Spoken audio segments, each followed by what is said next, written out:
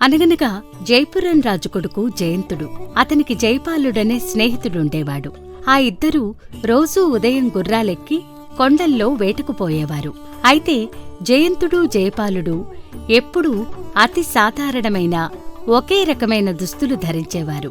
దాంతో చూసేవారికి ఎవరు రాజు కొడుకు ఎవరు సేవకుడు అనే తేడా తెలిసేది కాదు. అలా ఒకరోజు జయంతుడు జయపాలుడు వేటాడి అలసిపోయి సాయంకాలం వేళ తిరిగి వస్తుండగా జయంతుడికి దాహమై ఒక గ్రామం వెలుపల ఆడపిల్లలు నీరు తోడుతున్న బావి వద్దకు వస్తారు.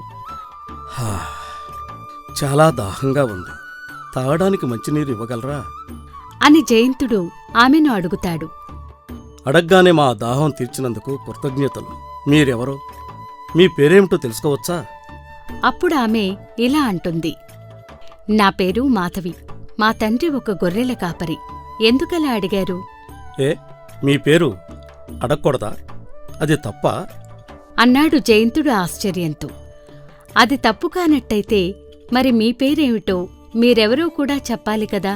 ఓ అలానా, సరే అయితే నిజం చెప్పనా అబద్ధం చెప్పనా? అది మీ ఇష్టం. మీ స్వభావానికి తగినట్టు ఏదో ఒకటి చెప్పండి అని గడసరి సమాధానమిచ్చిందామె. నిజమే చెప్పాలనుకో, కాని నేనెవరో ఇప్పుడు నీకు చెప్పలేను. నెమ్మది నెమ్మదిగా నేనెవరో నీకే తప్పక తెలుస్తుంది అని చెప్పి జయంతుడు జయపాలుడు అక్కడ్నుంచి వెళ్ళిపోతారు. అయితే మాధవి తప్ప తనకు మరొక భార్య అవసరం లేదని ఆనాడే జయంతుడు నిశ్చయించుకుని తన తల్లిదండ్రులకు అదే చెప్తాడు. ఇక అతని మనస్సు మారదని గ్రహించాక అతని తల్లిదండ్రులు ఈ పెళ్లికి సమ్మతించి మాధవి తండ్రితో మాట్లాడటానికి జయపాలుణ్ణి పంపిస్తారు. జయపాలుడు మాధవి ఉండే గ్రామానికి వచ్చి ఆమె తండ్రి అయిన గొర్రెల కాపరి యాదయ్యను కలుసుకుంటాడు. మహారాజుగారు తమ కుమారుడికి మీ అమ్మాయినిచ్చి వివాహం చేద్దామనుకుంటున్నారు. ఈ పెళ్లి జరిగితే రాజుగారి అనంతరం మీ అమ్మాయి పట్టపురాణి అవుతుంది అని చెప్పి మాధవి తండ్రి యాదయ్యను ఒప్పించటానికి ప్రయత్నిస్తాడు. అయితే అతను మాధవి వైపు చూసి ఇలా అంటాడు. అయ్యో, మీరింతవరకు రావడమే మా అదృష్టం బాబు. అయితే ఇందులో నా ఇష్టం ఏం లేదు, మా అమ్మాయి ఇష్టం. దానికి నచ్చితే నాకెటువంటి అభ్యంతరం లేదు అంటూ మాధవిని పిలుస్తాడు. అప్పుడు ఆమె జయపాలుడు వద్దకు వస్తుంది. జయపాలుడామెకు రాజుగారు పంపిన నగలు బట్టలు చూపి ఇలా అంటాడు. మా యువరాజావారిని వివాహమాడటానికి మీకు ఎటువంటి అభ్యంతరం లేదనుకుంటాను. ఇవి మా రాజుగారు మీకోసం పంపారు అంటాడు. ఆమె వాటికేసి నిర్లక్ష్యంగా ఒకసారి చూసి ఇలా అంటుంది. మీ రాజుగారికి నాపైన ఇంత అనుగ్రహం దేనికి కలిగిందో తెలుసుకోవచ్చా? రాజకుమారుడైన జయంతుడికి ఒకనాడు మీరు మంచినీరిచ్చారు. ఆ రోజే అతనికి మీరంటే ఇష్టం ఏర్పడింది. అతనికి మీకు పెళ్లి నిశ్చయించి మహారాజుగారు మీకీ రత్నాలహారం, రవ్వల ఉంగరం, కంకణాలు, పట్టుబట్టలు పంపారు. ఓ, అయితే ఆనాడు నేను నీళ్ళిచ్చినది మీ రాజకుమారుడికా? అందచందాలు గలవాడే కాని అతనికి బ్రతకడానికి వృత్తివిద్య ఏదైనా తెలుసా? అయ్యో, అతను మహారాజుగారి కుమారుడు. అతనికి అన్ని వృత్తులవారూ సేవకులే. అలాంటప్పుడు అతనికి వేరే వృత్తి విద్య దేనికి? నిజమే, మీ మిత్రుడు రాజకుమారుడే. కాని కాలం ఎలా నడిచేది ఎవరు చెప్పగలరు? ఇవాళ యజమాని అయినవాడు రేపు సేవకుడు కావచ్చు, నేడు రాజు రేపు సేవకుడు కావచ్చు.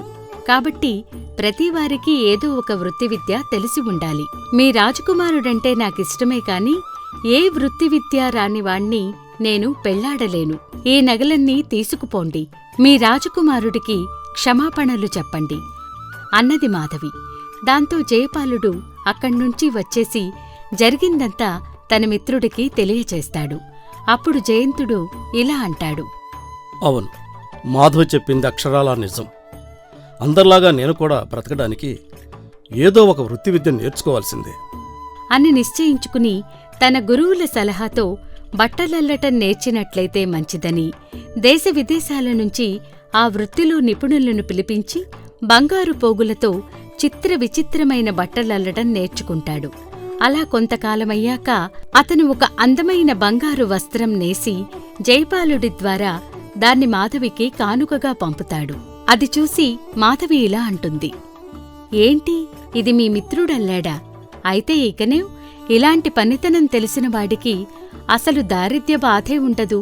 నేనిప్పుడు మీ రాకుమారుణ్ణి పెళ్లాడటానికి సిద్ధంగా ఉన్నానని చెప్పండి అంటుంది మాధవి. అలా త్వరలోనే జయంతుడికి మాధవికి మహావైభవంగా వివాహం జరుగుతుంది. అయితే ఈ వివాహం జరిగిన కొద్ది కాలానికే జైపాలుడు కనిపించకుండా పోతాడు. అతని కోసం తెగవెతికి చివరకు ఆశ వదులుకుంటారు.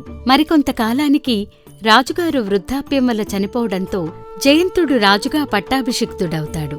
అలా ఒకనాడు మాధవి తన భర్తతో ఇలా అంటుంది: రాజా, మీరు పేరుకు రాజన్న మాటేగాని మీకు అసలు ఈ రాజ్యం గురించి, ప్రజలను గురించి నిజంగా ఏం తెలుసు? ఏమీ తెలీదు. మీ దగ్గర కొలువు చేసేవారు అంతా దివ్యంగా ఉన్నదని చెబుతారు. అది ఏమాత్రమూ నిజం కాకపోవచ్చు. మీరు అడపాదడపా మారువేషాలు వేసుకుని ఏ బిచ్చగాడుగానో వర్తకుడుగానో నటిస్తూ రాజ్యమంతటా సంచారం చేసి వాస్తవ పరిస్థితులు తెలుసుకుంటూ ఉండాలి. అది నిజమే మాధవి. నేను సామాన్యపు దుస్తులు ధరించి వేటకు వెళ్లే రోజులలో నాకు గ్రామాలలో ఉండే సంగతులన్నీ తెలుస్తూ ఉండేవి. ఇప్పుడు రాజభవనంలో బందీనయ్యాను. కాని నేను వెళ్ళిపోతే రాజ్యభారం ఎవరు మోస్తారు? నేను మోస్తాను, మీరు విచారించకండి. అంతేకాదు, మీరు రాజధానిలో లేరన్న సంగతి కూడా ఎవరికీ తెలియనివ్వను.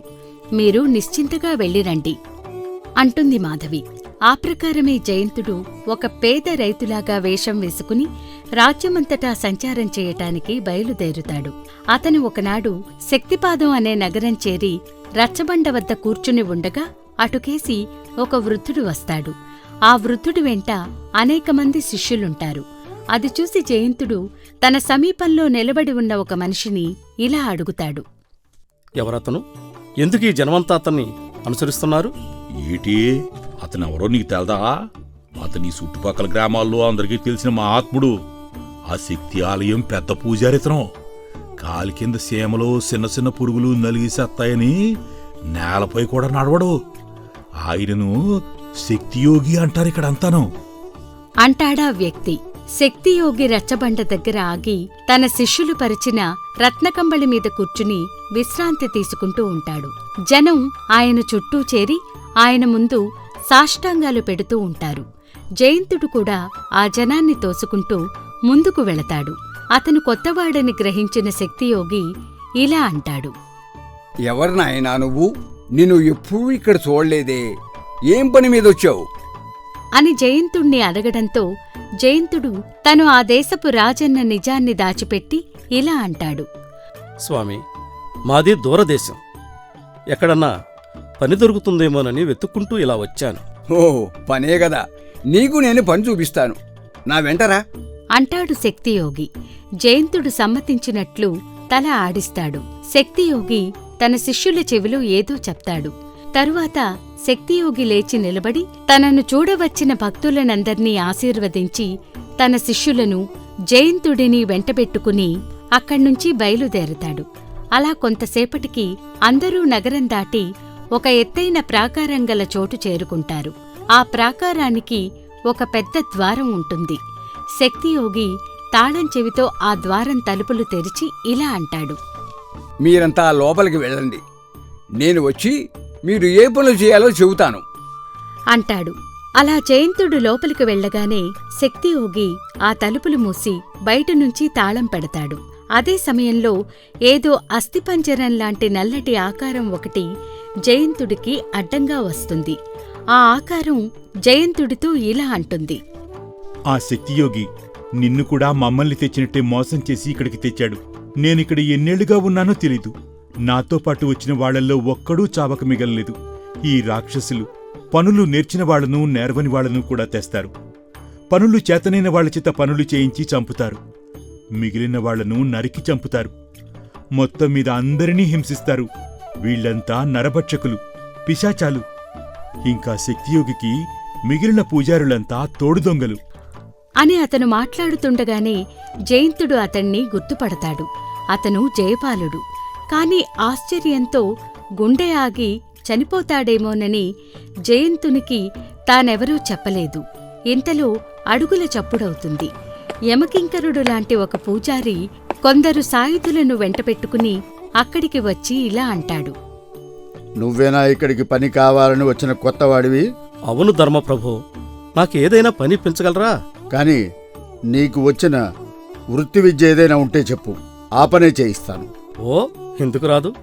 నేను బంగారంతో బట్టలు వేయగలను. వాటి ఖరీదు బంగారానికి 100 అంతలుంటుంది. నిజమా? నీ వృత్తి విచిత్రంగా ఉంది. సరే అయితే వెంటనే పని మొదలుపెట్టు. మొదలు పెడతాను, కానీ నాకు కొన్ని పనిముట్లు కావాలి. అవి మీరు తెప్పిస్తే వెంటనే పని మొదలు పెడతాను. సరే అయితే నీకు పనిముట్లు ఏం కావాలో చెప్పు, వెంటనే తెప్పిస్తాను. బంగారంతో బట్టలు నేయడానికి ముందుగా ముడి సరుకులు కావాలి. మరో విషయం, మేము మాంసం తినము. దయచేసి నాకు శాకాహారం ఇప్పించండి. చాలా ఆకలిగా ఉంది. అలాగే అని ఆ పూజారి అక్కడ్నుండి వెళ్ళిపోయి వాళ్లకు భోజనం పంపిస్తాడు.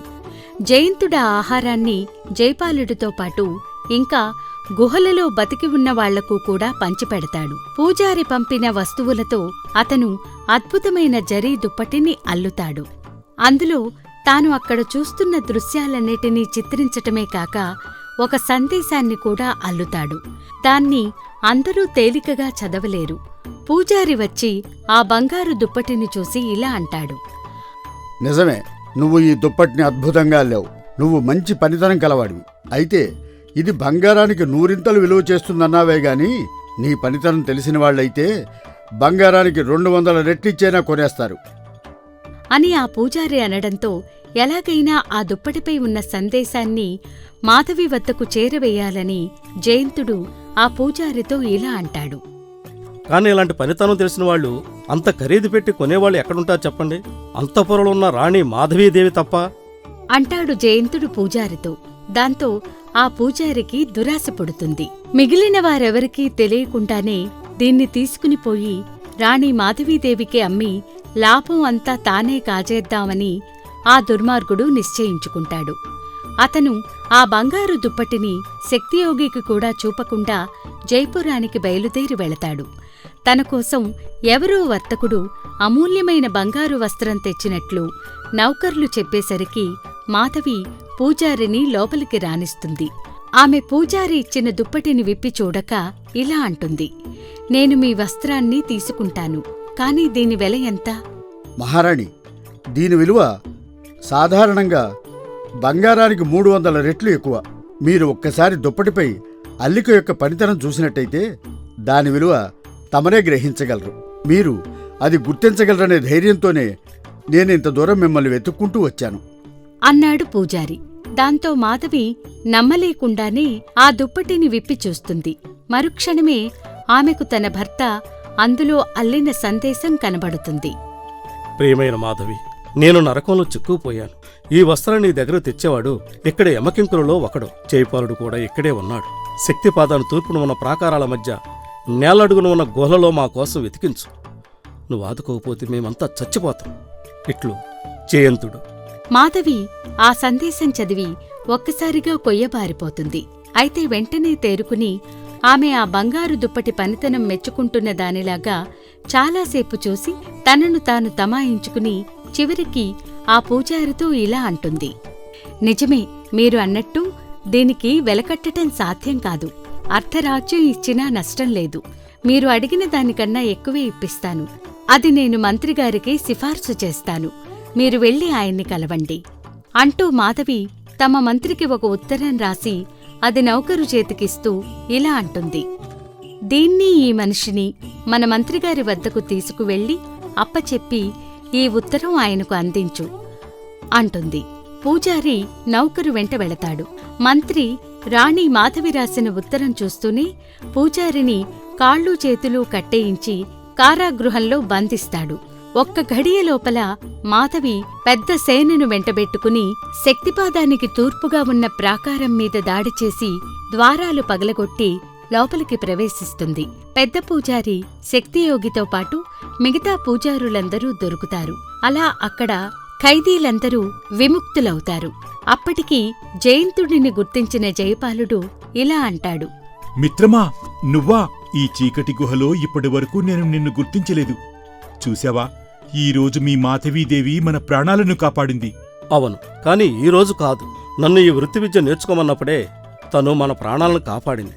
ఆ రోజు ఆ విద్యను నేను నేర్చుకోవడం వలనే ఈరోజు నేను నా సందేశాన్ని ఎవరికీ తెలియకుండా మాధవికి పంపగలిగాను. లేదంటే ఈ చీకటి గుహలోనే మనం మగ్గిపోవాల్సి వచ్చేది. అవును మిత్రమా, నువ్వు చెప్పింది నిజం. ప్రతి ఒక్కరికి ఏదో ఒక వృత్తి విద్యలో నైపుణ్యం ఉండటం ఎంతో ముఖ్యం. అవును, ఇక నుండి అది మన రాజ్యంలో అందరికీ తప్పనిసరి చేస్తాను అంటాడు జయంతుడు. తరువాత జయంతుడు తన మాధవిని జయపాలుణ్ణి వెంటపెట్టుకుని రాజధానికి తిరిగి వెళ్లి శక్తియోగిలాంటి దుర్మార్గులను కనిపెట్టి వారిని శిక్షిస్తూ చాలా కాలం పాటు సుభిక్షంగా రాజ్యమేలుతాడు. ఈ కథ కనుక మీకు నచ్చినట్లయితే లైక్ చేయండి, షేర్ చేయండి. మరిన్ని కొత్త కథల కోసం సూపర్ స్టోరీస్ తెలుగు ఛానల్ని సబ్స్క్రైబ్ చేయండి.